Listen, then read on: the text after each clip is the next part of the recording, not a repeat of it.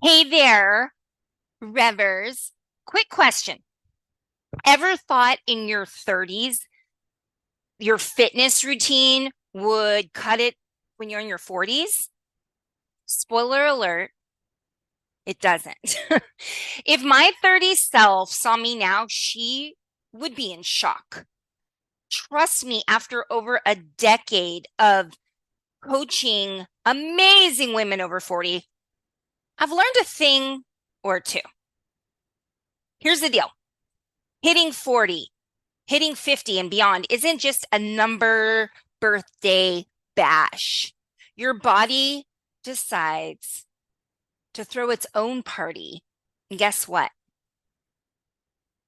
The old fitness invites, they don't work anymore. Being fit, healthy, youthful, post 40, post 50, etc., means evolving your workout, your nutrition, and your mindset. Feeling frustrated by your fitness results lately? You're not alone, but don't throw in the towel just yet.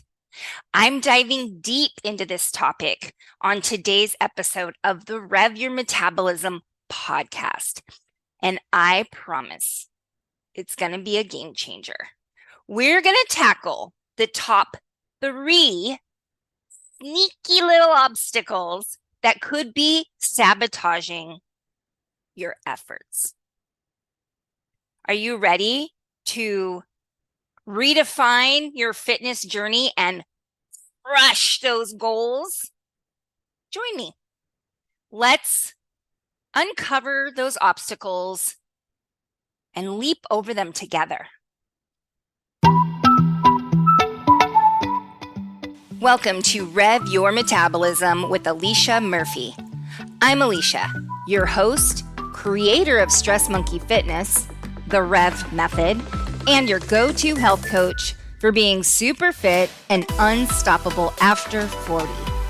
With 15 years of rocking the fitness and nutrition industry, plus overseeing the wellness program for a major shoe company, I'm here to share my knowledge with you. Are you ready to join me on an exciting journey to restore your metabolism, boost your health, and turn back the aging clock? On this podcast, we'll unlock the secrets to boundless energy, burning more fat naturally, and feeling confident in your own skin. Get ready to soak up simple yet powerful strategies that will transform your health and fitness game. These tips will be a game changer, so hang on to your hats and glasses. And do not forget to hit that follow button so you won't miss any of our amazing tips and tricks. All right, let's rev it up. Here we go. This is a really great episode because I have a lot of women that I work with because that's my jam, women over 40. And what I'm going to talk about today is not only applicable to women over 40, but men as well. But I have a lot of women that come to me and they say, look, I am doing everything and I keep gaining belly fat and I'm not seeing results and I'm doing this, this, and this. And then I'm telling you right now, 9 times out of 10, the 3 things I'm going to talk about today, one of those 3 things is not in place. So obviously, there's many other things that could be contributing to deterring you when you're trying to get results to change your body. But these 3 are the big ones, the big kahunas, Rever. So if you don't have these 3 in place, I want you to just really focus as much of your efforts in these 3 areas. So do you have your shoes on to go walk? And I'm doing something new. I'm getting all fancy up in here. I'm doing this as a video version as well. So you can still, if you're just listening to me and that's the way you like it, you're out on your walk and you're, whatever, great. But if you do want to see the video version, it's over on YouTube. Stress Monkey TV under podcasts. And remember, monkey is E-E instead of EY. I'm glad that you love me for who I am. I'm glad I can just be my cuckoo bird self with you, Rever. All right, so you're going to be walking and I'm going to be talking, basically. Are you ready to get into this? Here we go. So I'm going to go over 3 things that could be the reason that you're not seeing results. And I want to make sure that you're here for a good reason, that you're going to get a lot of benefit out of this episode. So this is 3 things you want to be doing. Yes, they are going to boost your health. Yes, they're going to give you way more energy. Yes, they're going to help you defy aging. But if your goal is also when it comes to the shape of your body, you want to be lean, you want to be fit, you want to look tight and right, yeah?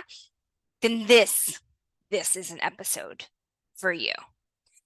So number 1, you might be doing too much cardio and not enough weight training.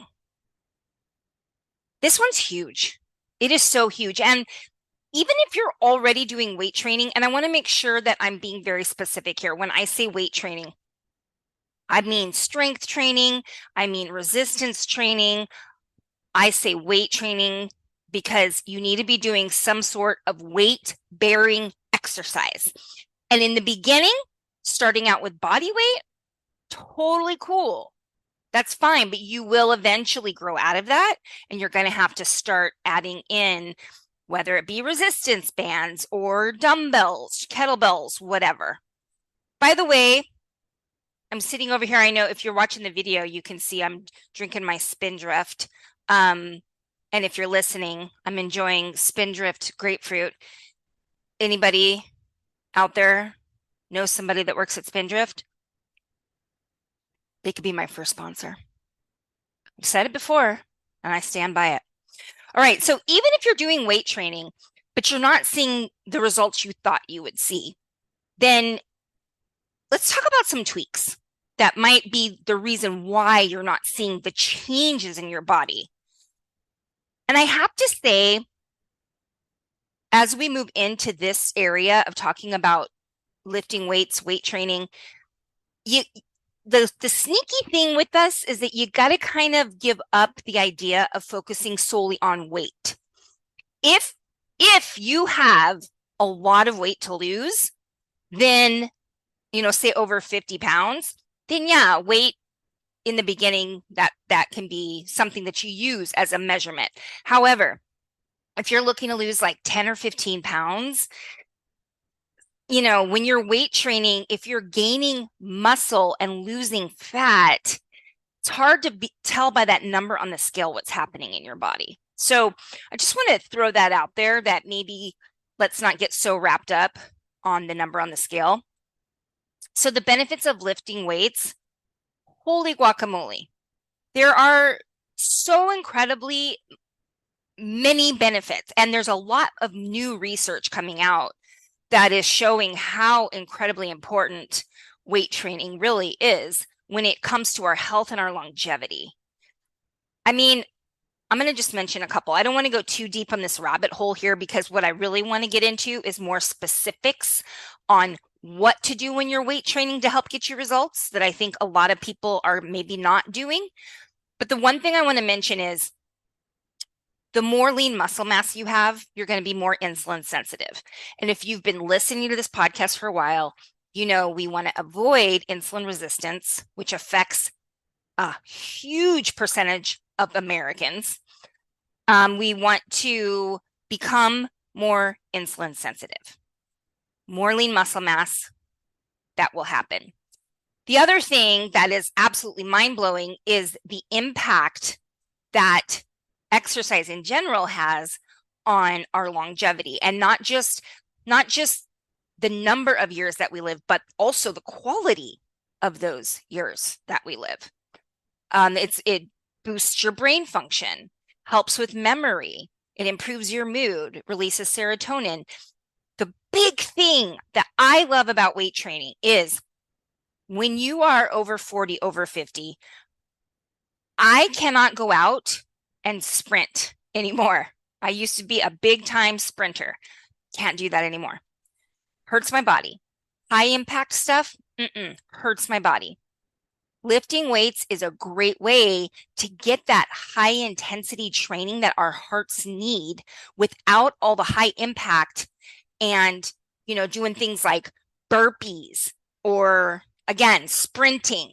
These type of things, once we get to be older, not so happy on our joints, right? So this is a great way to get that high intensity training that we need to A, burn more fat, and B, with cardiovascular health.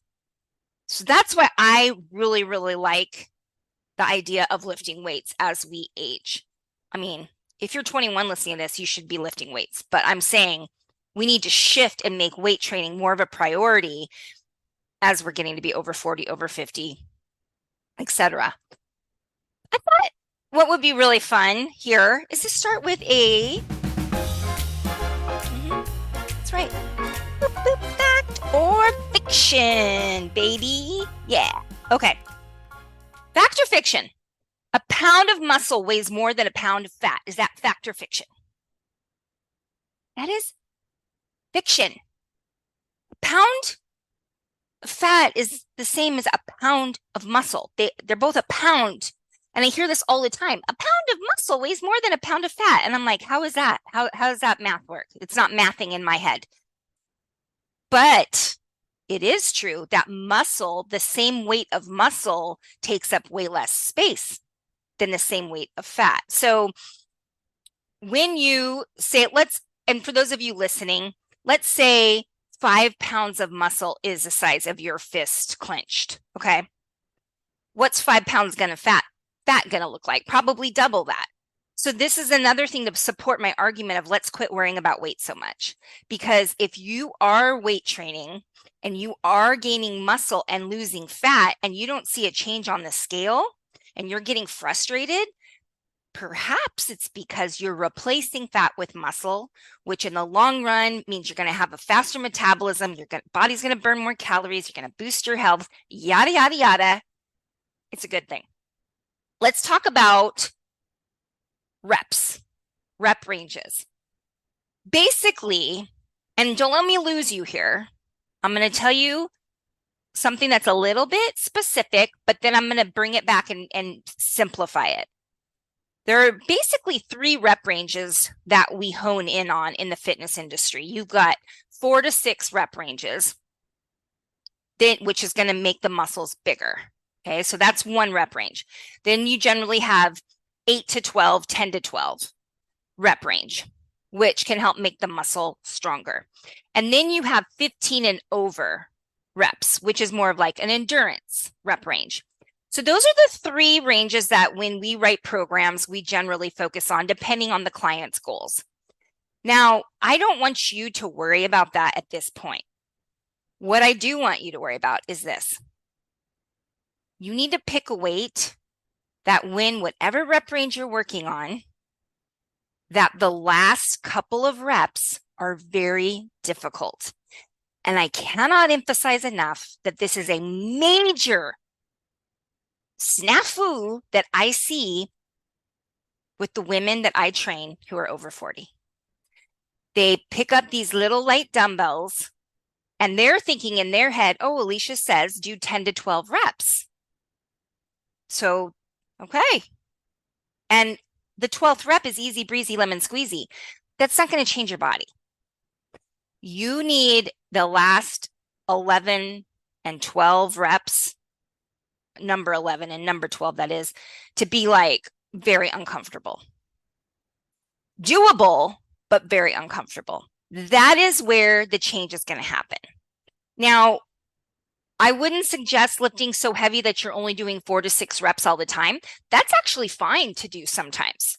Mixing all these rep ranges up is fine to do sometimes. But if you're just starting out, I would recommend doing at least 10 reps. And then sometimes if you have light weights, like let's say that's what you only have light weights at home. And you're like, well, how am I supposed to do this, Alicia? Because I only have my heaviest weights are 6 pounds. Then you need to do more reps. Okay. Got it? So if all you have access to is light weights, don't stop at rep number 12 because that's the rep range you were given. You need to take it farther. And then when you do have access to different size weights, now you can say, okay, for this workout, I'm going to aim for 10 to 12. And then the next time I work out, maybe I'll aim for 15 instead. So I'll use a little bit of a lighter weight. Is this making sense? So the big takeaway here is when it comes to the rep range, if you are a newbie, the best place to start is rep range 8 to 12. But if you only have access to light weights, you're going to need to do more reps because what did I say to you? The last 1 to 2 reps should be very difficult. The change doesn't happen in the first 10 reps. The change happens in the last 2 that you pushed through. Remember that. All right. And I also wanted to mention I have a little something that's relevant to this. I put workouts on my Stress Monkey YouTube channel. And I have just recently, the last couple that I've uploaded, and it might not be the case if you're watching this, obviously, a few weeks from now, or listening to this, I should say. But I have a couple of workouts that really perfect for somebody over 40 that is going to be difficult, but not high impact.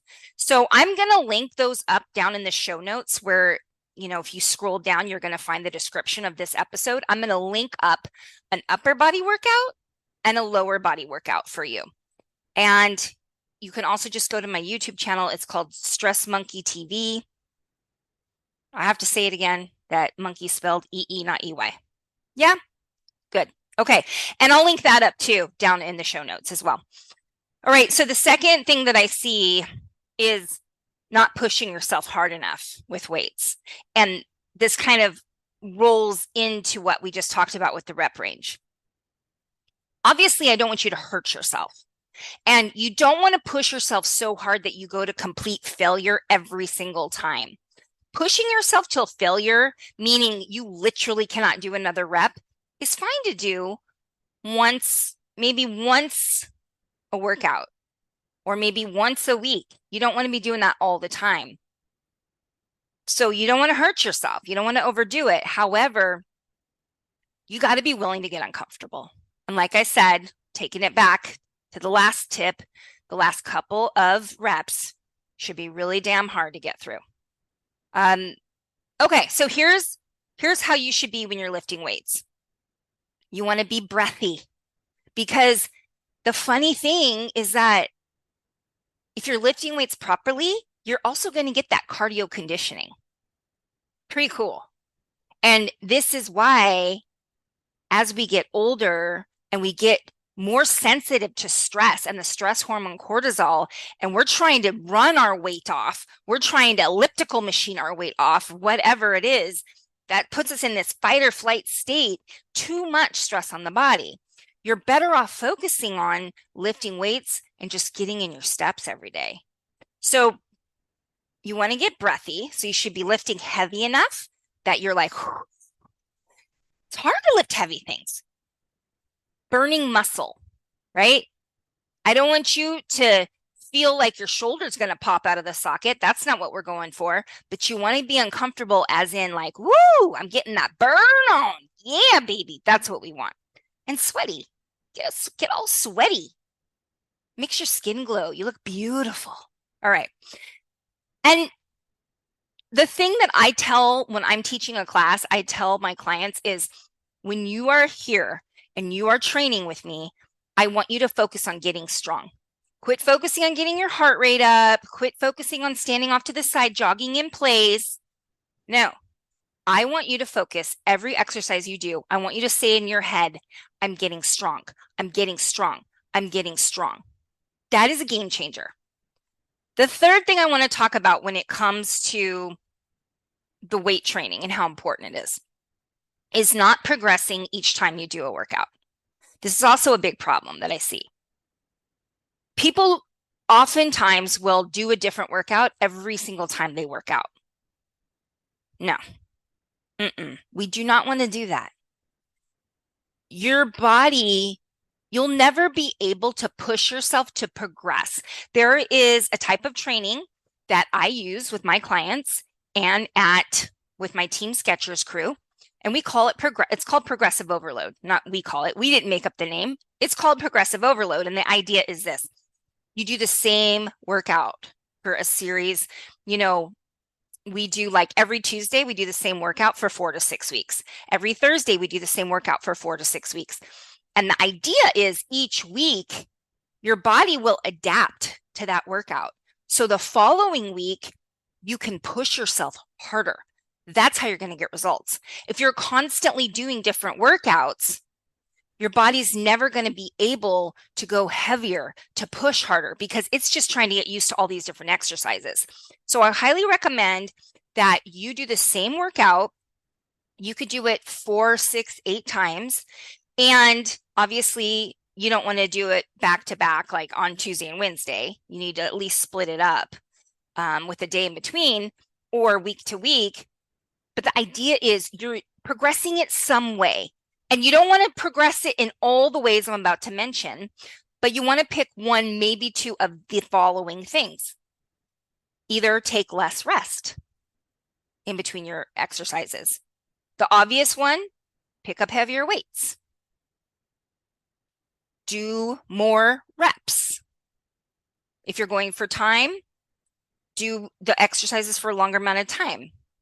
Maybe do more rounds. So say you're doing 4 exercises 3 times through, maybe do 4 times through. You just want to progress every single time you do the workout in some manner. And again, you don't want to progress in all the components. Just pick one, maybe 2. Yeah? Okay, so there you have it. That's the workout part that I wanted to talk about, where if you're not doing those things I just mentioned, that could be a big, huge gaping hole in your overall routine that is standing in the way of your results. The next thing I want to talk about, this is a big one, not eating enough protein. And I know people are talking about this a lot, so we're starting to gain some awareness on this, but I'm going to give you specifics about how much protein that you should be eating and how do you divvy it up throughout the day. This really hinders results, especially when you're weight training. I want to explain why. 2 reasons. Reason number 1 is protein synthesis. Protein synthesis, oversimplifying it, basically is where when you eat protein, it's made up of amino acids. And amino acids is how your body makes certain things, one of them being lean muscle. So in order for your body to make this lean muscle, this thing called protein synthesis needs to happen. As we age, our body gets less efficient at protein synthesis. So what we could get away with eating in our 20s, the amount of protein to kick in protein synthesis in our 20s, we got to double that as we're getting in our 40s, 50s, 60s. So we need to eat a lot more protein. And the second thing is, if you're lifting weights and you're not eating enough protein, you're spinning your wheels. It's like me saying like, hey, Rever, can you do me a big favor? Can you build me a table? Here's a hammer. And you're like, I need wood, I need nails, I need like a saw. I don't know. You need all the things. And I'm like, oh, no. I'm only giving you a hammer. That is what your body is saying to you. Like, hello, you want me to build lean muscle? Then guess what? You need to give me those tools that I need, meaning amino acids, right? So think about it. If you're not eating enough protein and you are weight training, this could be what is a barrier for you seeing those results. Let me give you some specifics here. First thing you want to do is figure out how much protein that you need every day. Really simple way that I like to tell people to do this is, what is your ideal weight? Not what do you weigh? What do you want to weigh? So let's say you want to weigh 140 pounds. That's how many grams of protein you need to aim for to eat in a day. If you And this is what I would do if you've never even looked at this and you have no idea how much protein you're eating. I wouldn't change a thing. I would track how much protein you eat in a day in your normal diet, see where you're at. I had somebody do this the other day and they were at 45 grams of protein. And she was like, holy guacamole, because she needed to be at 130. So I told her, just start with 100. Just start with 100. Make that your goal, 100 grams of protein per day. So if this is you, I want you to go track how much protein you're eating already.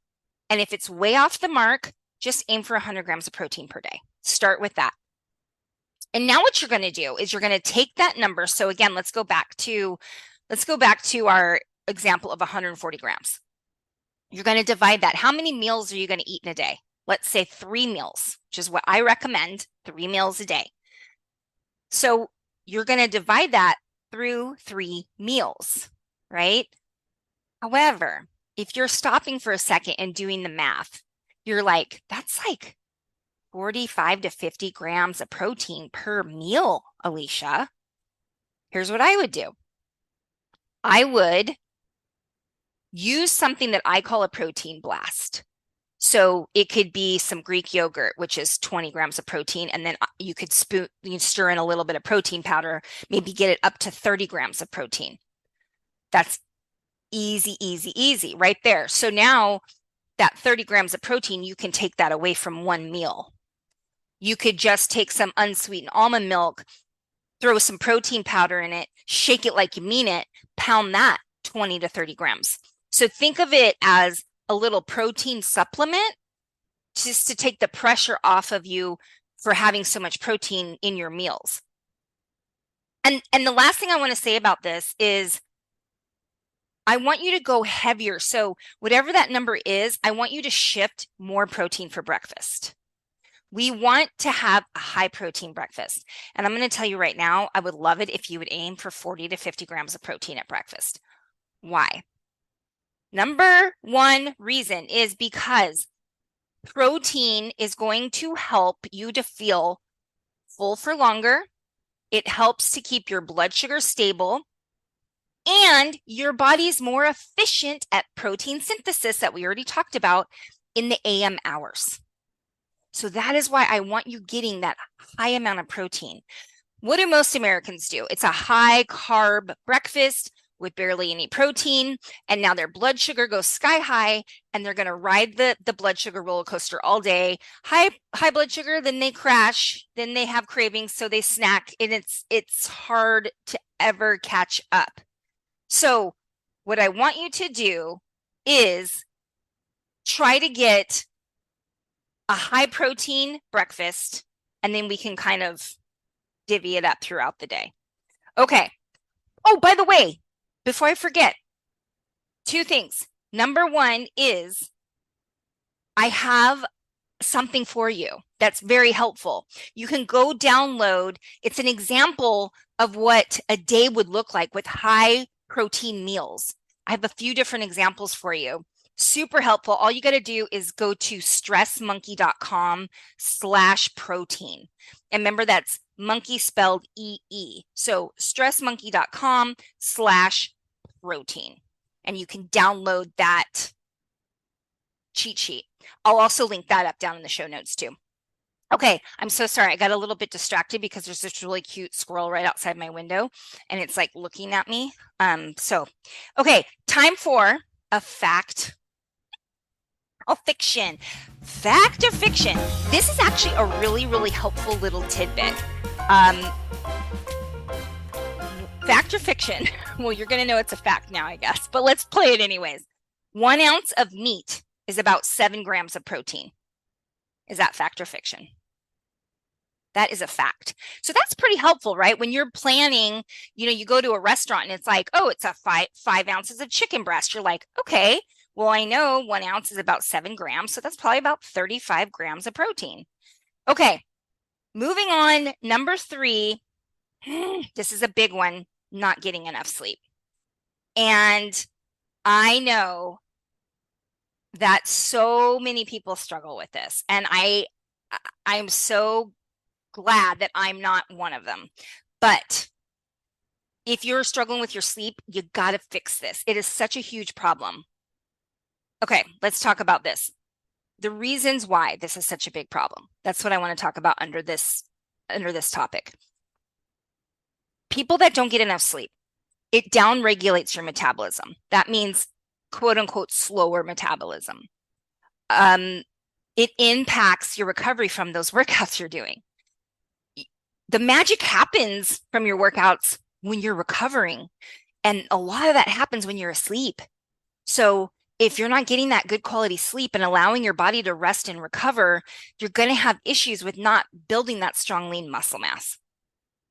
Also, another thing is it impacts the hormones that regulate your cravings and your hunger cues, ghrelin and leptin. So it's not getting enough sleep, you're going to be hungrier, you're going to have more cravings because those hormones are all wonkadoo because you didn't get enough sleep. And the third thing, not getting enough sleep is an issue, is because when you're sleeping, that's prime fat burning time. The idea is that your body is doing all these things while you're asleep to help to regulate, to reset, to repair, right? While you're asleep. But it needs energy to do that. Where does it get it from? Stored fat. So when you're sleeping, your body's literally, unless you have late night snacks, that's why I say don't do that, your body has to burn off of stored fat. I want to read a quote from a study that was published on PubMed that had to do with sleep deprivation. And their definition of sleep deprivation is anything less than 6 hours. Yeah, here it is. Sleep deprivation affects eating habits, metabolic rate, and the hormones regulating metabolism. There is significantly higher rates of obesity in adults who reported an average of less than 7 hours of sleep per night. Whoa. You got to deal with this if this is a problem for you. You got to turn the TV off. You got to get off your phone. You know, reading always makes me fall right to sleep. There's breathing exercises you could do. There's one called calm breathing. It's inhale for 4, hold your breath for 7, exhale for 8. I'll put that down. I'm going to link to, I have actually a meditation on my YouTube channel, Stress Monkey TV, where I go through it. So I'm going to link to that too. There's also different supplements you can take, ashwagandha, magnesium, a lot of people are taking nowadays. So my point is, go to a doctor, get your sleep dealt with. It's very important. All right. Do you feel like tell me honestly, are you doing all of these things? Are you getting 7 to 9 hours of sleep a night? Are you eating your ideal weight in grams of protein per day? And it needs to be, you don't want to be just snacking on the protein throughout the day. You need big blasts of protein at a time. And then the other thing we talked about is, are you lifting weights? Are you prioritizing weight training over cardio? And if you are you lifting heavy enough? Are you pushing yourself hard enough? Are you doing the same workout over and over 4 to 6 times and trying to get better at it? Okay, so this is your homework assignment. I want you to scroll down to the show notes. I want you to go get that example day of protein-rich meals. And then there's all those other goodies down there, the link to the sleep. I linked it all down there for you, the workouts, but get that protein. So you can see it's fairly easily doable. And you can have an overview. I think I put 3 different example days of like, oh, okay, I can do this. Yeah? All right, Rever, I love this time that we have together. And hey, if you like this show, if it's helpful for you, share it with a friend. Spread the love. And if you have time to leave me a rating or a review, it really, really helps. All right, have a fantastic day. And I'll see you next time.